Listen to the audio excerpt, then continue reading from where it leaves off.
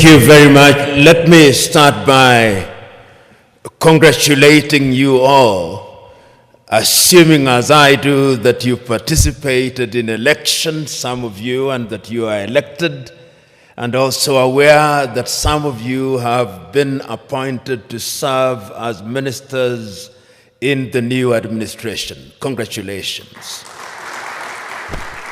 And also permit me to thank the Office of the Prime Minister for inviting me to share my thoughts with you on a subject that I think is very important, not only to the federal government of Ethiopia, but to the people of Ethiopia and by extension, the continent of Africa. My presentation has been summarized in writing and will be available for your reference later. Let me start by saying that the subject of Pan Africanism is one that remains as important today as it was, in my view, many years ago.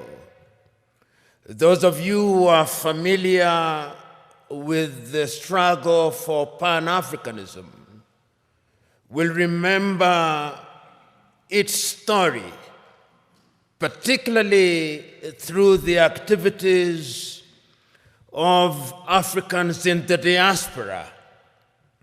You'll particularly remember that prior to the much more famous meeting held in 1945 in Manchester in the United Kingdom, Africans in the diaspora, particularly in the Caribbean, in Trinidad and Tobago, in Jamaica, were very particular about having connection with the continent of Africa. You'll remember that they had many meetings, and you'll be familiar with some of the names, such as Sylvester Williams from Trinidad and Tobago, such as Marcus Garvey and his call for Africans to go back to the mother continent. And you will also remember African Americans such as W.B.E. Du Bois, who was very active in the process of liberating the African Americans from the clutches of slavery and discrimination, and who also played a very critical part in the struggle for decolonization, culminating in the 1945 meeting, which for the first time was attended by Africans who later played a critical role in the struggle for decolonization. Of course, Ethiopia does stand out to the extent that it was never successfully colonized. There was limited occupation, and you are familiar with that history. Therefore, it is not mine to educate you on your own history, but you are familiar with it. But it must concern us, particularly at this time, and I hope during this conversation I'll be able to demonstrate why, in order for us to understand the present, we must understand the past, which will also enable us to have a glimpse on what the future holds. And one of the speeches which is seldom referred to is a speech that was delivered in the year 1906 in the month of April by a South African called Pixley Kaisaka Seme. And it is instructive that Pixley Kaisaka Seme was the first president of the African National Congress when it was founded in 1912. When Pixley Kaisaka Seme delivered that speech as a student at the University of Columbia, his title was The Regeneration of Africa. And what he was talking about at that time was an Africa that had borne the brunt of slavery and was laboring under the pain of colonization. Pixley Kaisaka Seme reminded his audience on that day that when the European powers assembled in Berlin in 1884 through to 1885, they agreed to divide Africa into spheres of influence for purposes of exploitation, so that the Germans had their share. If you remember, the Germans were present in what we now call Namibia. They were present in what we now call Benin, but was then known as Dahomey. They were present in what is now a part of Ghana, which was then the Togoland, the Volta area.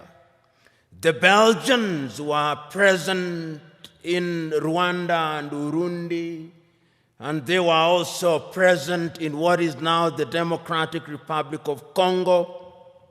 The Italians, to the extent that they could, tried to occupy Ethiopia and Eritrea and were present in a portion of Somalia. The British were present, of course, in Uganda, in Kenya, in Nyasaland, in Rhodesia, and in Nigeria, and in many other places. The French, of course, were also present. And all these powers, even the Spaniards, were present in Equatorial Guinea, as were the Portuguese. And the whole idea was to use the resources, both natural and human, of the African continent, so that the partition of Africa was one that was designed to benefit the European powers. The partition was arbitrary. If you look at the nation states that we now have, or is it states that we now have with many nations in them, every other African country that we are talking about now is struggling to be a state. All of them, without exception, all of them. And this is what Pixley Kaisaka Seme was saying. How will we regenerate this continent? And it's instructive that he was talking at a time when the entire continent of Africa was under colonization, excluding Liberia and Ethiopia, all of them. And therefore, when in 1945, Africans were represented in Manchester, Kwame Nkrumah was present at that meeting, Marcus Garvey was present at that meeting, Jomo Kenyatta was present at that meeting, Obafemi Awolowo was present at that meeting. The drive was to decolonize Africa. And one of the things that amazes me is that at that time, these individuals did not have the internet, they did not have WhatsApp, they did not have the kind of communication that we have now. But it is amazing at how they were communicating. Even air transport was not as it is now. I was just recently reading the activities of one of the greatest Africans who, in my view, ever lived, and whom many people do not know about. The great Ghanaian James Emmons Kwegyir Agri, normally referred to as Agri of Africa, and how he traveled from the United States and went to many countries in Africa, traveling by sea and talking about why Africa should be united.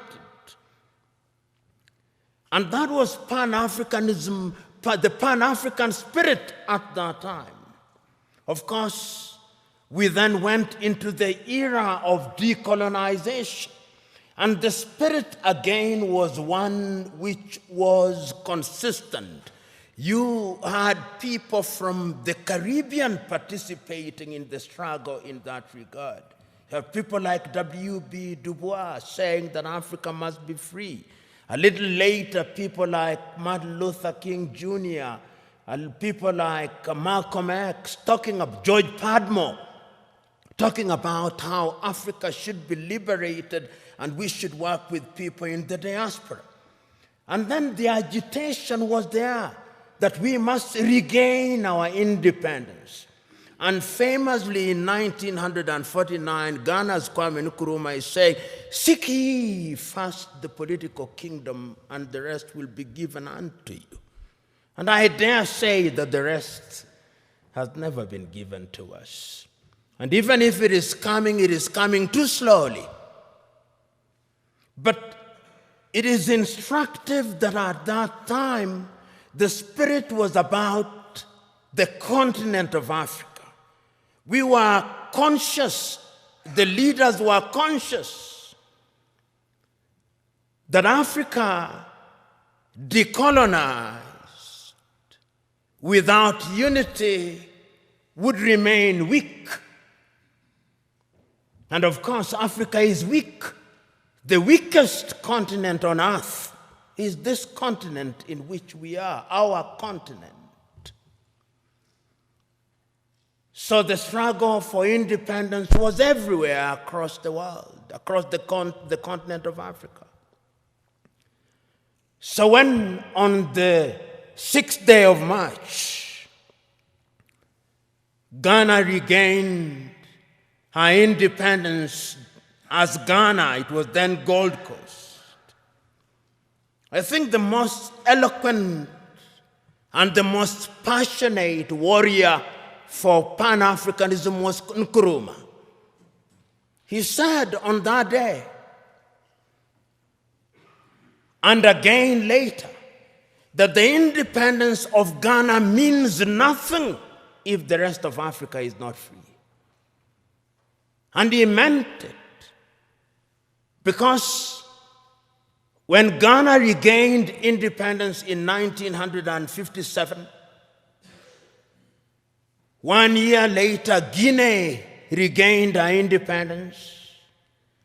A year later, the French Sudan, or what we now call Mali, regained her independence. They signed a pact to create what they call the African Union. They thought at that time that that would be Africa in her embryonic days. And they invited Patrice Emery Lumumba in 1961, but of course Emery Lumumba was then assassinated in the month of January 1961. And he warned. This is one of the things that always stands out in my mind. That Nkrumah, of all leaders at that time, was able to see that if we were not united, we would go nowhere. So in 1958, he summons a meeting in Accra, Ghana, of the then independent African countries and tells them, if we don't unite now, The neo-colonialist is going to ensure that we remain disunited and we remain small, and they are going to ensure that the neo-colonial project continues. In 1961, on the first day of January, again in Casablanca, Morocco, he tells his audience, let us unite now before each one of our leaders begins to get used to power, because power is easy to get used to. You who have been elected will know. Once you become a minister and you become used to people saluting you and opening your doors, if it happens for 1 month, you will find it very difficult if you lose your ministerial position when there is nobody to salute you and to open your doors. That is how attractive power can be. And he warned the people then. But the colonial project was alive and well, because as they were meeting in Casablanca, Morocco, there was another group that was meeting in Monrovia in Liberia. That is how Africa started splitting, creating two groups, the Casablanca group and the Monrovia group. The Casablanca group, which comprised, I think, famously, Kwame Nkrumah was there from Ghana, Gamal Abdel Nasser was there from Egypt, Ahmed Ben Bella was there from Algeria, Modibo Keita was there from Mali. They took the view, unite now. The Monrovia group, comprised of William Tubman at that time. Emperor Haile Selassie was also in the Monrovia group. Mwalimu Kambarage Nyerere was in the Monrovia group. They took the view, we want to unite, but gradually.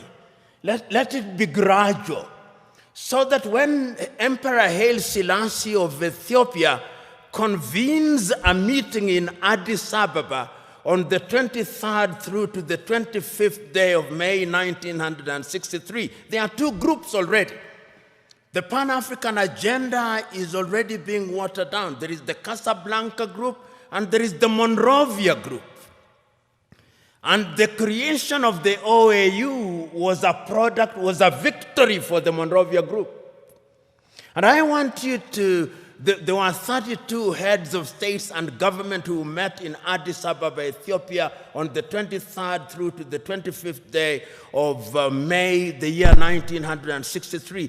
And I want you to listen to all of those speeches, or the compilation of them. There is a compilation of them that was made in the year 2013 when we were celebrating the 50th anniversary of the Organization of African Unity.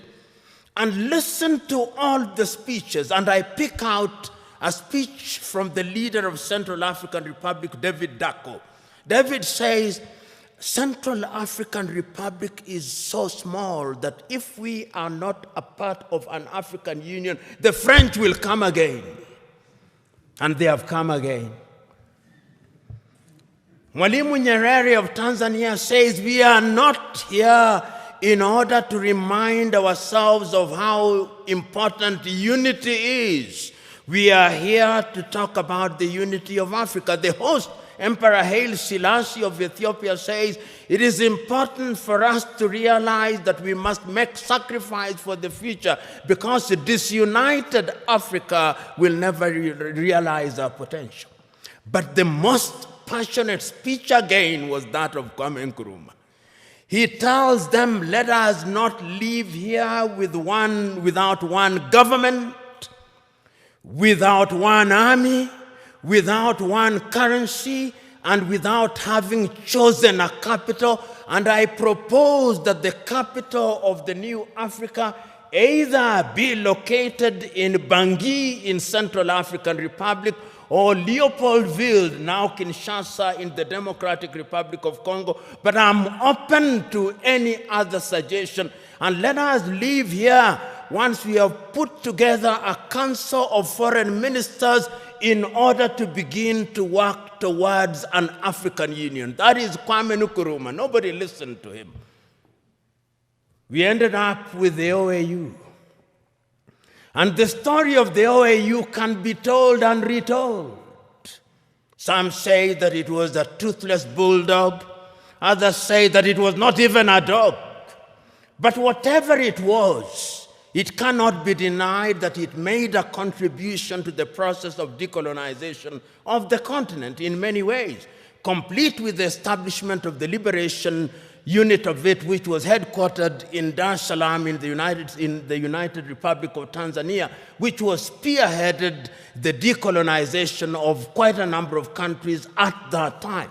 But the point that I'm making is that the Pan-African spirit at that time was about a united Africa. Because you will remember at that time that France never wanted to leave and has never left. It is always instructive that when the French left, they formed an organization called Organization for French-Speaking Countries. The British also created their own Commonwealth of Independent Nations. But what is instructive is that the Queen is always the head of those independent nations. I've never understood that. Perhaps the presidents do. The Portuguese, of course, you know, never left easily.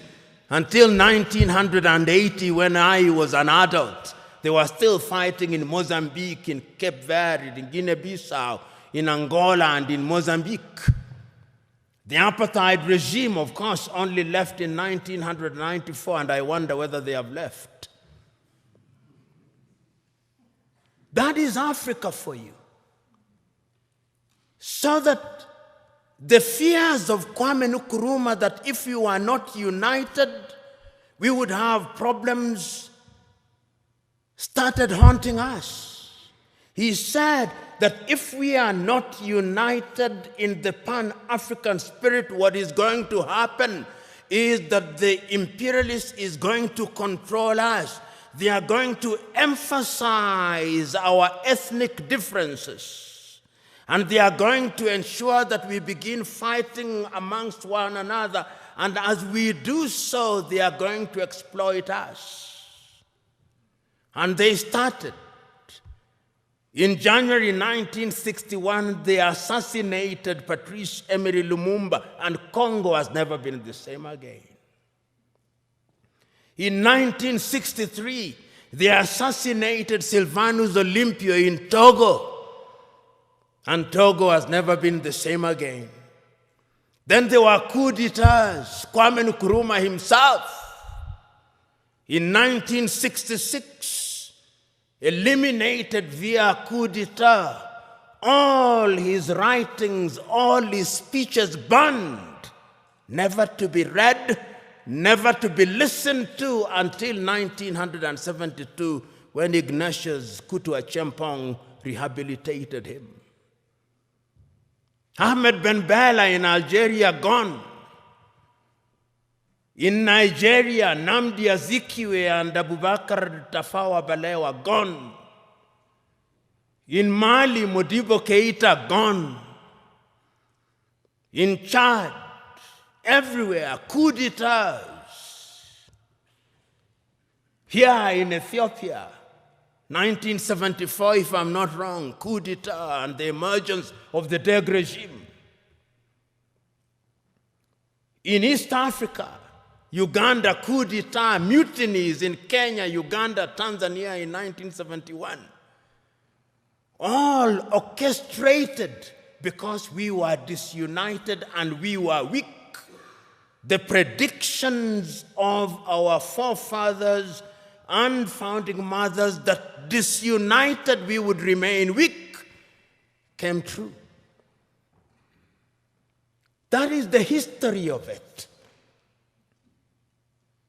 So that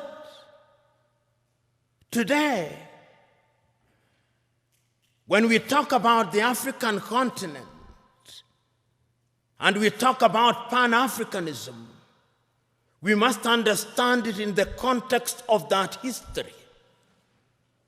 And you will remember that it is not as if Africa never realized or never recognized that our weakness would be in our disunity. We did. We did. Because regionally we were trying to integrate. We were in the East African community, we were creating the East African community. In South Africa, we were creating SADC. In West Africa, we were creating ECOWAS. In Central Africa, we were creating the Organization of Central African Communities. In the North, we were creating the Maghreb. Even in this region, we were converting IGAD into something in the nature of an economic community. We were creating COMESA. We were aware that Africa could only operate and operate meaningfully if we were integrated. We are not trading with one another. Intra-African trade is not anything beyond 15%, the lowest anywhere in the world.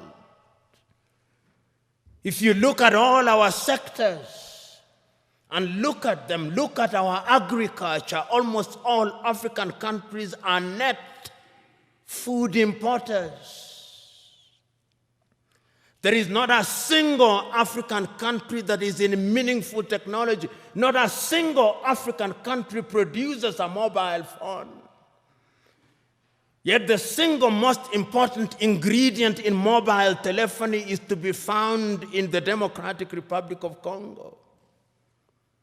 Not a single African country produces a car other than assembling completely knocked down kits. There is no meaningful production of pharmaceutical products in Africa. And if there was any doubt, COVID exposed it.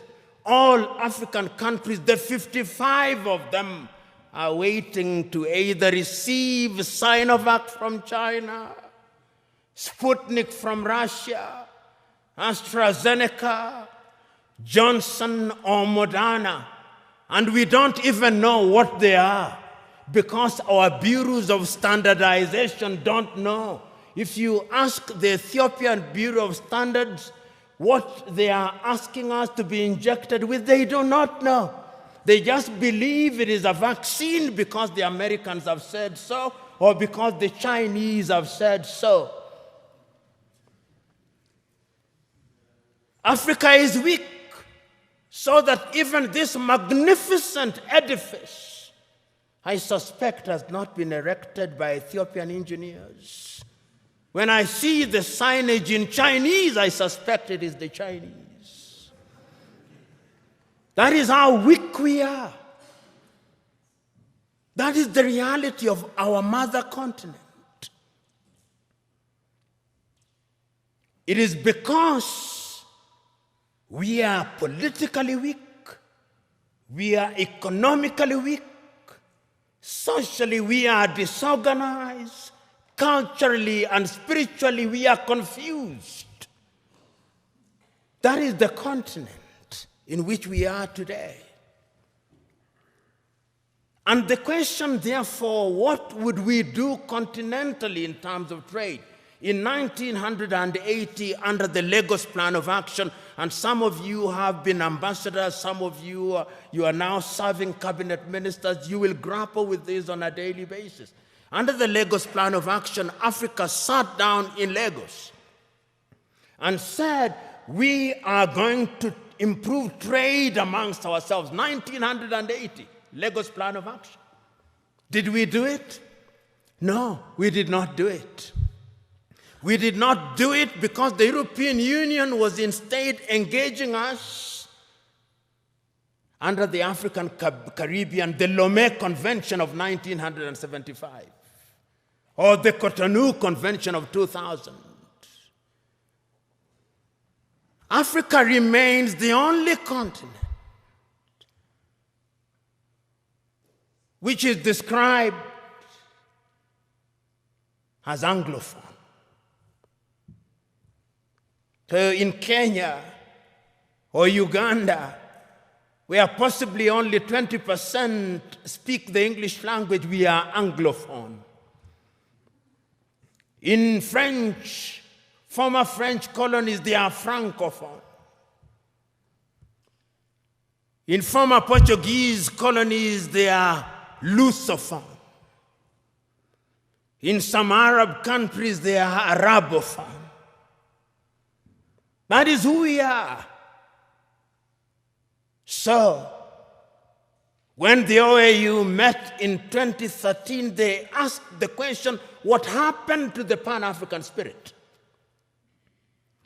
And when, therefore, they met in Sirte, in Libya, under the tutelage at that time of Muammar al-Gaddafi, it was resolved in 1999 that the OAU be renamed and be referred to as the African Union, and it was launched, as you know, in Durban, South Africa in the year 2000. But one of the most important things in the 2013 was the speech of the then chairman of the OAU Council, Nkosazana Dlamini Zuma, here in Addis Ababa in Ethiopia. And I want you to read that letter, which I'll paraphrase, in which she writes an imaginary letter to Kwame Nkrumah. He tells and apologizes to Kwame, telling Kwame, we apologize to you because we did not listen to you. We are weak because we did not listen to you. We are divided into 54, 55, depending on whether the Moroccans agree that Sahrawi is a country. Nobody cares about us. And brothers and sisters, if you want to know how weak we are, and we are weak, look at how we are treated. Last month,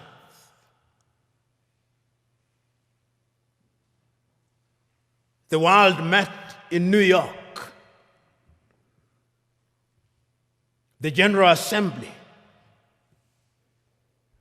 When African heads of states and government are speaking, the hall is empty. Nobody bothers because they are saying nothing. And even if they are saying something, it is something that can be ignored.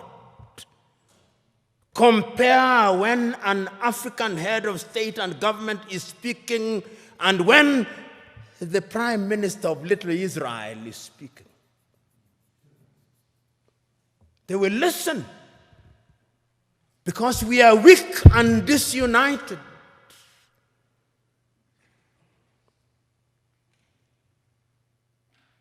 So we have a weak continent because the spirit of Pan-Africanism disappeared.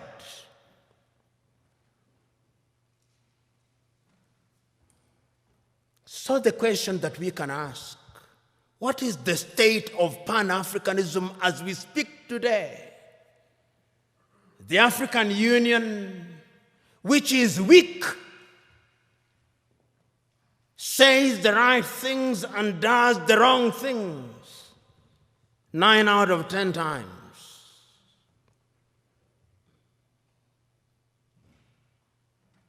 And what are the critical areas in which we are weak? We are weak politically because nobody listens to us. On the 3rd day of March, 1900, on the 6th day of March, 1997, Mwalimu Julius Kambarage of Tanzania, speaking in Accra, Ghana, on the occasion of the 40th anniversary of the independence of Ghana, said, the speech is entitled, "We Unite or We Perish." And Mwalimu says, I want to apologize to Kwame Nkrumah.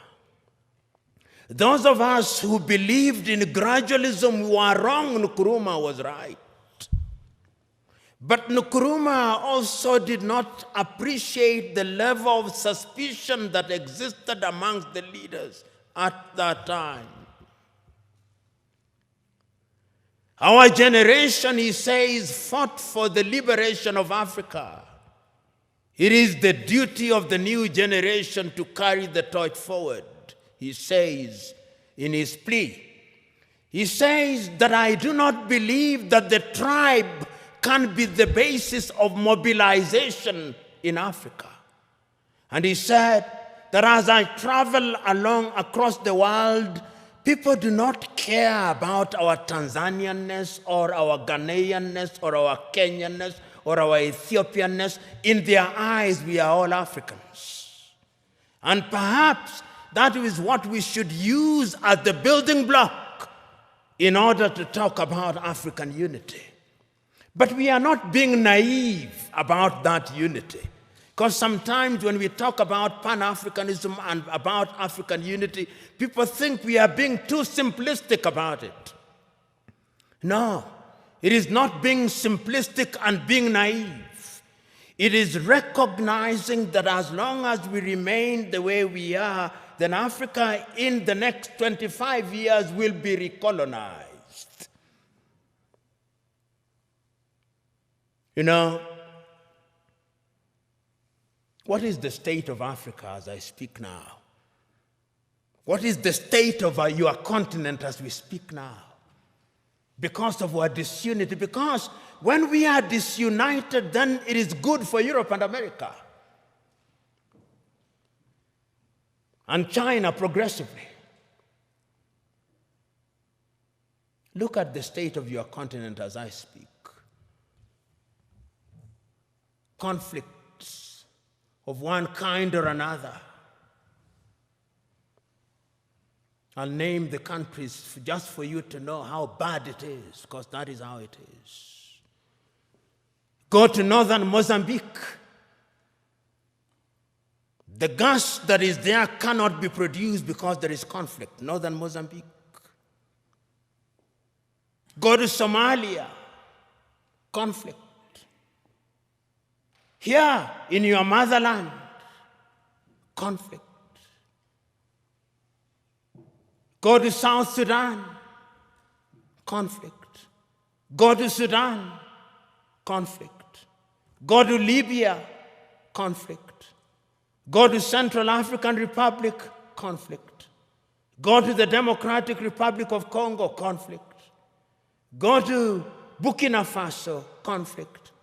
Go to Mali, conflict. Go to Chad, conflict. Go to Niger, conflict. Go to Cameroon, conflict.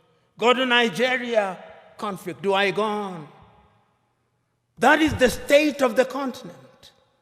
So that even when we talk about intercontinental trade, you tell me, can you drive from Addis Ababa to Dakar in Senegal?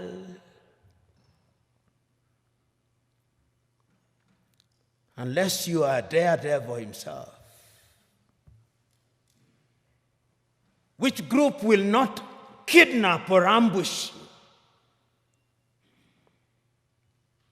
That is the state of the continent because we are weak and disunited. I fly from Nairobi, Kenya for 1.5 hours. I come from the shilling zone. I go into the birr. 33 currencies in Africa. 33 currencies. None of which is used to conclude transactions anywhere. I come to Addis Ababa, Ethiopia, and I show my shilling. They say, what is this? But let me show the dollar. Oh, this is it. Let me show the euro. This is it. 80% of transactions in Africa are concluded outside of the continent in dollars. So you may have the Central Bank or the Federal Bank of Ethiopia, or Mickey Mouse. You may have the Central Bank of Kenya, Mickey Mouse. You may have all these 54 central banks useless. Because we are not playing in the real league, we are playing in the small league. That is why when the Chinese president summons all our presidents, and they summon them, the letters may be polite, but it's summons. They go to Beijing, tails between their legs, and they are told. Then the Chinese president gives Africa $60 billion. $60 billion. What is $60 billion? George Bezos has more than that given to a whole continent. That is the state of the continent. So as you have the honor and privilege of serving in the government of Ethiopia, and as you think about integration, that is the continent in which you are now weak. 2 weeks ago, I watched in great pain on television in Bamako, Mali, young Malians celebrating in the streets that the government of Mali had entered into successful or possible successful negotiation with Wagner, which is a Russian mercenary group, to replace the French. And they are saying how beautiful it is now. And I said, a slave celebrating the departure of one slave master and the arrival of another slave master. That is the state in which we are. I watched a woman from Nigeria who had been rescued from the Mediterranean around Lampedusa saying, I will not go back to Africa.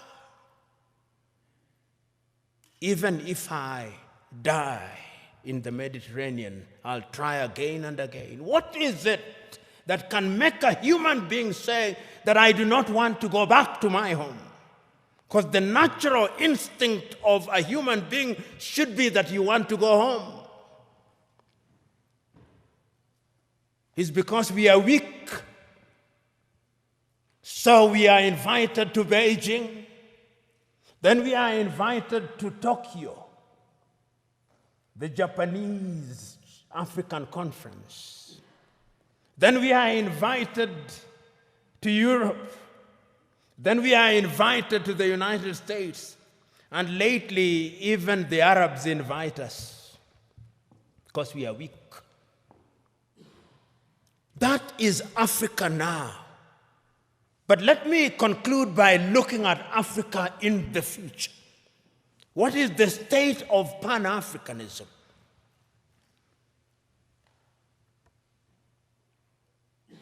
Africa finds herself in a very difficult situation. What Nkrumah feared. Today, many African leaders have gotten used to the trappings of power. And those who speak about power, right? Power corrupts, and absolute power corrupts absolutely. I remember in 1997, I think, I may be wrong about the year, 1995, I think, I was serving as an intern at the Mwalimu Julius Nyerere Foundation in Dar es Salaam. And I had the privilege and honor of driving with Mwalimu Nyerere in Dar es Salaam. And he had only one guard and a driver. And he stopped at the few traffic lights and only moved when the traffic lights moved. And I asked him, Mwalimu, how did you leave power? He said, when I said I wanted to leave office, there was no shortage of people telling me, don't leave us as orphans. It is very rare to find those in positions of leadership in Africa today who would willingly leave office. Power in Africa is now sought by hook and crook and retained by hook and crook. Because the trappings of power are good. And permit me, when I am gone, even if I irritate you, in fact, perhaps my intention is to irritate you, so that you reflect upon what I'm going to say. And this is a personal thing. I'll give you an example. When I was appointed as the director of the Anti-Corruption Commission, I drove in the morning in my car with my driver. In the evening when I was leaving, there were 3 cars. Mine, what was allocated to me, and another one in front, and another one behind me, and 12 individuals. And I asked, who are these fellows? He said, these are your security. I said, I don't need my security. I don't need 2 cars, I only need 1 car. Because this thing you call security, this is spectacle. And throughout the period that I served, I had only 1 security and 1 car. And I say this because it is in the nature of power to make you use the things that you don't need. And once you get used to them, then without them, you feel empty and lonely. And you will find them. You'll be told, and many of you will love them. They are good. When doors are opened for you, they are good. When you occupy front seats, it is good. When you are addressed, Your Excellency, it is good. When you eat the best food, it is good. When you have security, it is good. But it can also dehumanize you. It can also monsterize you. I am asking you today that part of the problem of Africa is that we found human beings and we monsterize them. Writing in 1983, Nigeria's Chinua Achebe writes in a book which I commend to you, The Trouble with Nigeria, which could as well be the trouble with Africa. He says, the trouble with Nigeria is simply and squarely a problem of leadership. As we look at Africa today, I hope that this administration, which has now committed itself to the Pan African movement, will think in that direction.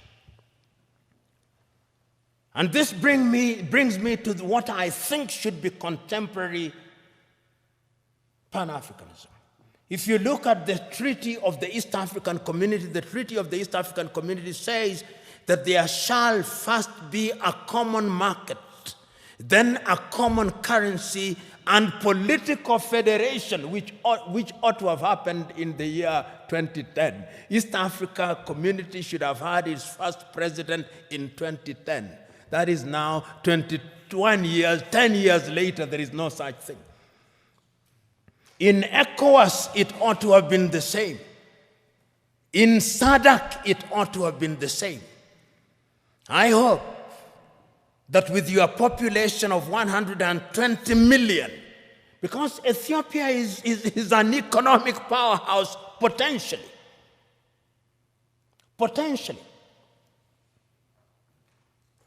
You know, Pan-Africanism, the new Pan-Africanism must have an economic component of it. That is how I understand Africa Agenda 2063.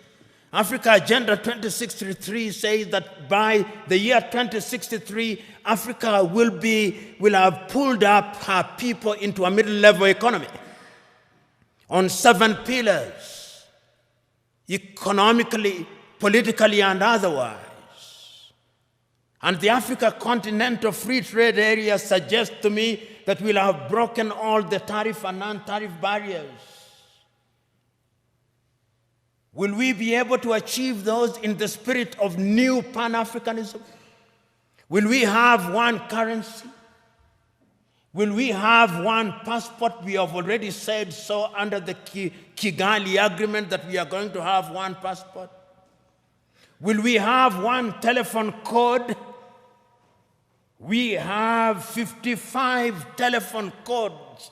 You move from Nairobi 254, you come here, you have another one, you go to Eritrea, you have another one. There is no connectivity in the 21st century. How can you be taken seriously? Those of you in the United States of America, you fly from Boston, Massachusetts to San Francisco in the West, 6 hours, 40 minutes, the code is 1. The tariff is 1. The COVID test is 1. I moved from Nairobi to Addis Ababa, COVID test. If I don't travel this evening, I'll be subjected to another COVID test. I go to Tanzania, COVID test. Uganda, COVID test. Your nose will begin debating with you. In the United States of America, you take one COVID test from Miami and you don't take it as you go to St. Louis in Missouri. I'm talking about very practical things. I come here and I have to go through an immigration. My passport has to be stamped. Somebody in the United States of America does not have to do that. Somebody in the European Union across 27 countries does not have to do that. In China, which is, of course, 1.4 billion, does not have to do that. Until we change all those things, we are going nowhere, so that we have only one telephone code, so that we have only one currency, so that we have only a single immigration, so that we eliminate all these armies. You know, you look at some African countries and they have an army, which complete with 5-star generals, who have never even quelled a street riot, and they are generals. Your money goes into maintaining militaries, maintaining embassies that you don't need. You see why Africa is poor? All these 55 countries have embassies. If we were one, there would only be one ambassador for Africa in the United States of America. There would only be one army with regional policing. Am I being naive or simplistic? Yes, we can create a single Africa with a loose government. A confederal government, dealing only with foreign affairs and defense and monetary policy and general policy formulation, with different governance systems. That is the only way in which these narrow tribal instincts will be dampened. But as long as, and now I want to conclude, if we only see Pan-Africanism as sentimentalism, as a romantic idea about which we debate, and we remain as we are, then this is the Africa that I see. This is the Africa that I see in 25 years' time. Many Africans, either legally or otherwise, will break into different autonomous countries. Many of them. We'll have more than 100 countries in Africa, each claiming self-determination, and is already beginning to happen. Because we will be looking at narrow ethnic agenda as the only way of defining our affairs. Ethiopia will break down. Kenya will break down, Nigeria will break down, South Africa will break down, and look at South Africa. Only last week, The whites in Western Cape in South Africa have delivered a petition to the government in Pretoria saying they want to create their own country. The Democratic Republic of Congo will break down. Libya will break down. The only way in which we can immunize ourselves against all those things is to create a Pan-African nation which allows for self-determination within the nation. And we must redefine terms such as self-determination. Self-determination must mean the ability of a people within a bigger unit to enjoy their culture, to enjoy their tradition, to speak their language. They do it on a smaller scale in Switzerland, those of you who are familiar with Switzerland. And we de-emphasize the presidency, we de-emphasize the prime minister's office. Pixley Kaisa Kaseme said, and I conclude with him, Africa is diverse. Some people say that because of our diversity, she cannot unite. She can. Because unity in diversity is possible if we understand what human beings need. In the nature of things, human beings need security. In the nature of things, human beings need food. Human beings need medical services. They need infrastructure. If you have a government that allows that, he said, then it reminds me of the piano. If you press the black button of the piano, it produces some sound. If you press the white one, it produces some sound. But if you press both the black and the white, it produces melodious music. And I think that the new Pan-Africanism must look to that. And you who have the honor and privilege of thinking and working in government, it is your duty to start that journey. It is not going to be easy, but it is an intergenerational journey. Play your part, for it can be done, and it must be done.